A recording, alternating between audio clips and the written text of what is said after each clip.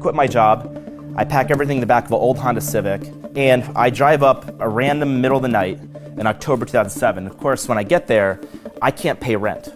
I have around $1,000 in the bank. My rent, I vividly remember, was $1,150. It turns out the weekend I was going to be there, the first weekend, there was an international design conference.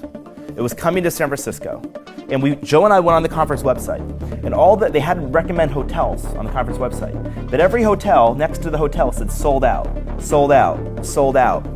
And we had this idea. We have all this extra space, we can barely pay rent, and these designers probably want to stay with other designers. So we said, what if we just turned our house into a bed and breakfast for the design conference? Unfortunately, I didn't have any beds, but Joe had 3 airbeds. We pulled the airbeds out of the closet, we inflated the airbeds, and we called it the Airbed Breakfast. airbedandbreakfast.com, and that's where the name comes from. We ended up having 3 people that we hosted, a 35-year-old woman from Boston, a 30-year-old from India, a 45-year-old father from Utah. The second night of this conference, I see a designer that I admired, and I come up to him, and I told him about Airbed and Breakfast. I told him it's gonna be the biggest thing in the world. One day, thousands of people are gonna use this. And he looks at me very seriously, and he said, Brian, and I said, yes.